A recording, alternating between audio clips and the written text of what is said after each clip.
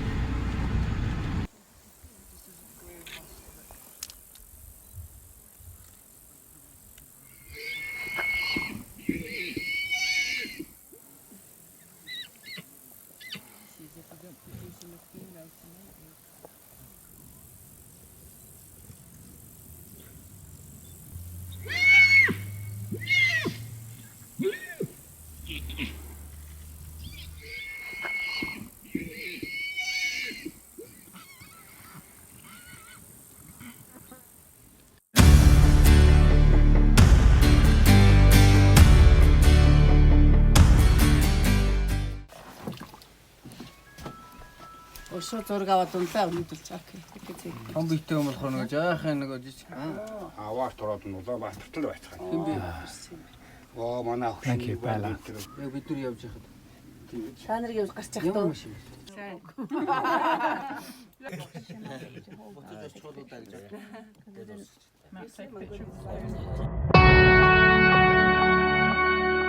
not start telling their family and friends what they've been doing and what a terrible time they'd had or anything, that they actually asked them questions about what had been happening whilst they were away. And it sounded like good advice. I got home and said to Judith, how are those new trees we planted getting on? And she said, what went wrong? But it is a general idea that in the old days, before we had digital pictures, of course you waited for the time for your pictures to be developed, and then you had a sort of family evening with a lot of wine and showed the pictures around. But maybe something like that. But maybe you've got lots of things to do in life, you won't have expedition blues. We shall have an address to the haggis by Mr. Peter Manns there, and I shall follow it up with a Yorkshire version. And this is all in extremely good humour, and it's Robert Burns, in fact, which the whole night is a Scottish poet, as most of you will already know, apart from the Mongolians.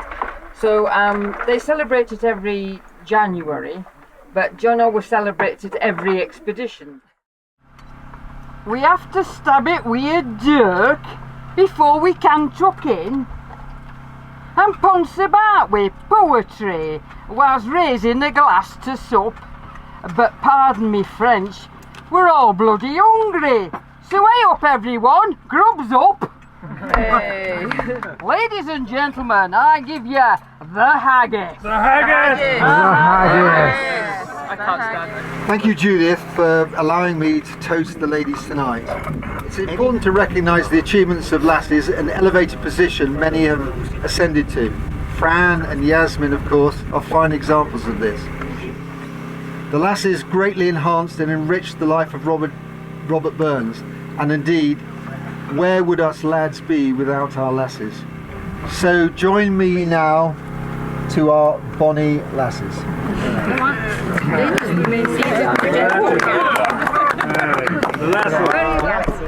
Far, far away. The intrepid crew of the SES Explorer set forth in a fleet of Soviet bombers led by JBS as to Obi-Wan Kenobi on a mission to educate and explore the galaxy.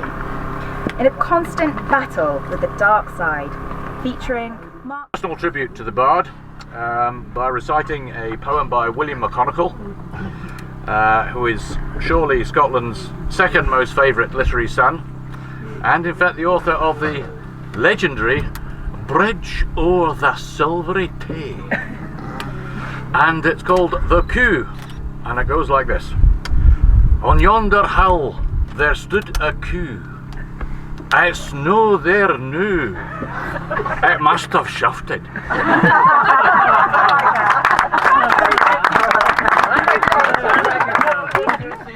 We'll build my love a bower by yon clear and crystal fountain. I shall be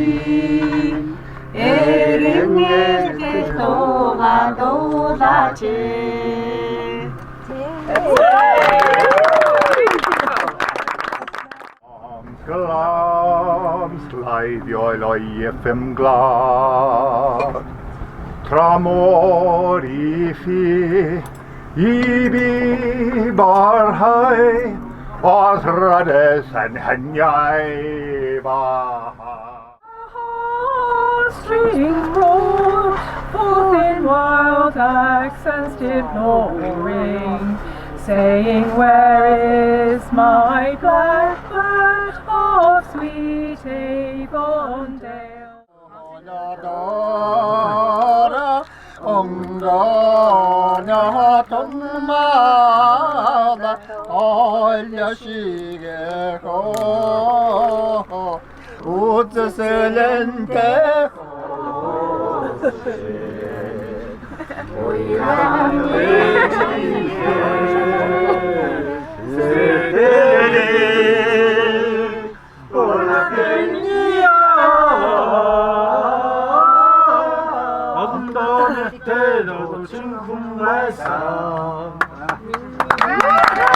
I went on a Bolivian expedition with him, and he was in his early 70s then.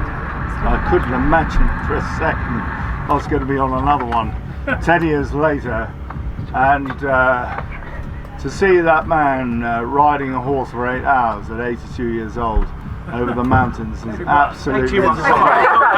Absolutely inspiring. I can't tell you.